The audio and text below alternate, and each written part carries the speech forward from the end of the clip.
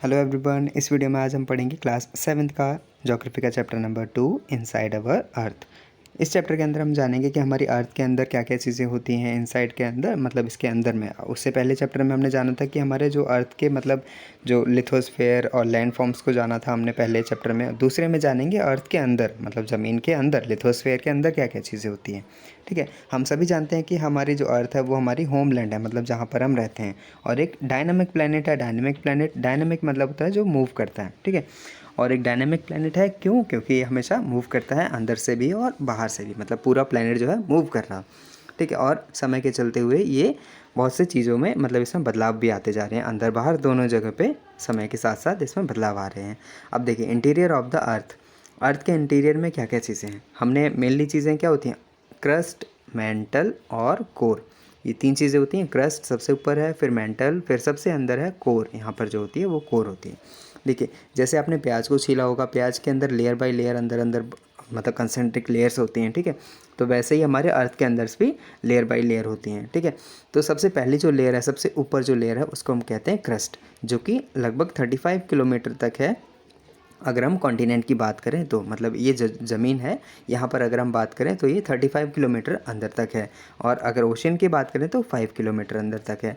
ठीक है, और इसके बाद में देखिए, the main mineral constituent of the continental mass are the silica और अल्मोनियम, मतलब सिलिकॉन और अल्मोनियम, जिसको हम सियाल बोलते हैं। ठीक है, जो कि कहाँ पाई जाती है? कॉन्टिनेंटल मास पे, मतलब जहाँ पे ज़मीन है वहाँ पर। और अगर ओशन की बात करें तो वहाँ पर क्या क्या पाया जाता है? सिलिका और मैग्नीशियम, जिसको हम सीमा कहते हैं। ठीक है, अब ये चीज़ें दो यहाँ पे इंपॉर्टेंट थी कि सियाल और सीमा क्या होता है? सियाल कॉन्टिनेंट पे होता है और सीमा ओशन के अंदर होता है। Just beneath the earth crust is a mental. अब क्रस्ट के जस्ट थोड़ा और अंदर हम जाएंगे, उसके बाद हमें क्या मिलेगा? मेंटल। ठीक है, जो कि दूसरी लेयर है, जो कि हमें कितनी अंदर तक गई हुई है? लगभग 2900 किलोमीटर, 2900 किलोमीटर अंदर तक गई हुई है।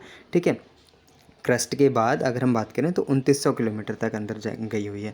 इसके बाद यहाँ पे एक और ये चीज़ इंपॉर्टेंट है, इसे हम देख लेते हैं यहाँ पर, कि जो द डीपेस्ट माइन, जो सबसे गहरी माइन है, मतलब जैसे कोयले की खदान होती है या सोने की खदान होती है, इसी तरह से उसको हम माइन कहते हैं।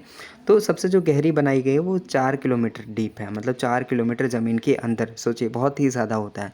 और मतलब इंजीनियर्स ने जो ऑयल है उसके सर्च में इसको इतना ज़्यादा खोद दिया था, लगभग 6 किलोमीटर डीप अंदर तक लेके मतलब खुदाई कर दी गई थी।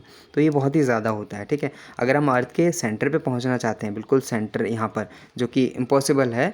ठीक है, you will have to dig a hole. अगर हम अर्थ के सेंटर पे पहुंचना चाहते हैं तो हमें ज़मीन से लेकर के कितना जाना पड़ेगा? मतलब अंदर तक 6000 किलोमीटर हमें गड्ढा करना पड़ेगा, 6000 किलोमीटर गहरा गड्ढा करना पड़ेगा।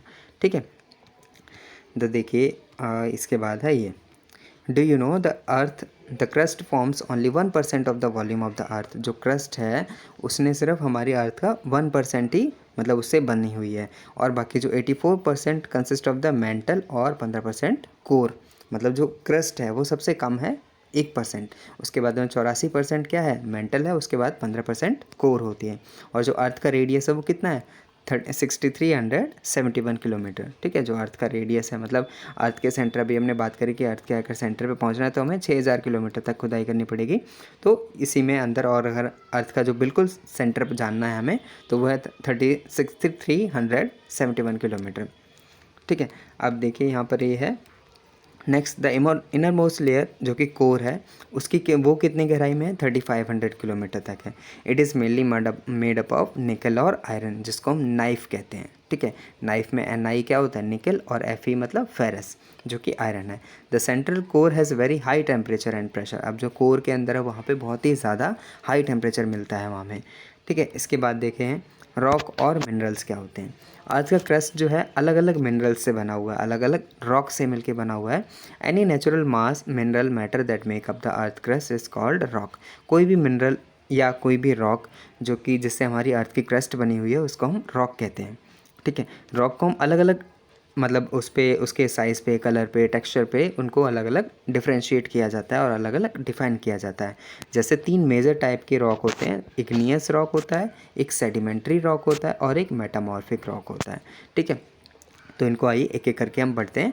तो व्हेन द मोल्टन मैग्मा, जो मैग्मा होता है जो हमारे अर्थ के अंदर है, ये चीज़, ये आप देख रहे होंगे, ये चीज़, ये जब ये जो मॉल्टन मैग्मा है जब वॉल्केनो से बाहर आता है, ठीक है, जब ये मॉल्टन मैग्मा वॉल्केनो से बाहर आता है, देखिए यहाँ पर है, ठीक है, इट बिकम्स सॉलिड, जब ये बाहर आके ठंडा हो जाता है तो ये एकदम से सॉलिड बन जाता है और ये सॉलिड बनने के बाद एक रॉक में कन्वर्ट हो जाता है, उसी को हम इग्नियस रॉक कहते हैं, ठीक है। तो इग्नियस आपको याद रखना, इग्नाइट, इग्नियस। तो इग्नियस से हमें याद रखना है कि वॉल्केनो से जो लावा बाहर आता है, मॉल्टन मैग्मा जो बाहर आता है, उसको हम इग्नियस रॉक कहते हैं जब वो ठंडा हो जाता है, और इसी को प्राइमरी रॉक भी कहा जाता है। प्राइमरी रॉक क्या होता है? Igneous rock. फिर इसके बाद there are 2 type of the igneous rock. Igneous के भी अंदर 2 टाइप के होते हैं। पहला है इंट्रूसिव और एक्सट्रूसिव। इंट्रूसिव क्या होते हैं? देखिए, can you imagine lava coming out of the volcanoes. Volcanoes के बाहर आपने देखा होगा, जैसे मूवीज़ में या कोई भी फिक्शन फिल्म है कोई भी, तो उसमें आपने देखा होगा जो लावा है बाहर निकलता है, एकदम से बहुत बड़ा विस्फोट होता है, तब जाके बाहर निकलता है वो lava. Red molten magma coming out from the interior of the earth on the its surface. When this molten lava comes on the earth surface it rapidly cool down. जब ये बाहर निकलता है, जो लावा एकदम से बह के जैसे ऐसे करके निकलता है, तो ये एकदम निकलने के बाद यहाँ पे फैल जाता है पूरे में, तो यहाँ पे जब ये ठंडा हो जाता है, कूल डाउन हो जाता है, और तो ये सॉलिड बन जाता है। तो रॉक फॉर्म्ड इन सच वे, देखिए, तो हम यहाँ पे देख रहे थे कि देखो इंट्रूसिव और एक्सट्रूसिव, ठीक है। तो एक्सट्रूसिव वाला पढ़ रहे थे, इसमें क्या था कि जो हम लावा जब बाहर निकलता है मैग्मा और फिर वो ठंडा हो जाता है, ठंडे होने के बाद रॉक फॉर्म होते हैं, उस रॉक को हम कहते हैं एक्सट्रूसिव इग्नियस रॉक, ठीक है। और जो कि बहुत ही फाइन होते हैं ग्रेन्ड स्ट्रक्चर, फॉर एग्जांपल जैसे बासाल्ट है, ठीक है। बासाल्ट एक क्या है? बेसाल्ट एक टाइप का रॉक है, और जो कि डेक्कन प्लेट्यू, जो डेक्कन का पठार है, वो इसी से बना हुआ है। और समटाइम अब फिर कभी कभी क्या होता है, जो मॉल्टन मैग्मा होता है वो अंदर ही ठंडा हो जाता है, cools down deep inside the earth, earth के इनसाइड ही वो ठंडा हो जाता है। तो solid rocks formed are called intrusive igneous rock, ठीक है। तो जब वो अंदर ही ठंडा हो जाता है उसको बोलते हैं intrusive igneous rock. Since they cool down slowly they form large grains, ठीक है। जब धीरे धीरे वो कूल डाउन हो जाते हैं, मतलब ठंडे हो जाते हैं, तो धीरे धीरे वो मतलब बड़े बड़े पत्थर से बनने लगते हैं। Granite is an example of such a rock. Grinding stone use to prepare paste powder of the species of the grain are made up of granite. जो ग्राइंडिंग स्टोन होते हैं, जो दूसरों को पीसने के लिए यूज़ किए जाते हैं और भी चीज़ों को, स्पाइसेस वगैरह को, वो भी क्या होता है? एक टाइप का ग्रेनाइट होता है, ग्रेनाइट पत्थर होता है, ठीक है। वो इसी के ही होते हैं, इग्नियस वाले के, ठीक है। इससे ऊपर एक और चीज़ है यहाँ पर, ये चीज़ हम इसे देख लेते हैं। इग्नियस क्या होता है? इग्निस मतलब होता है फायर।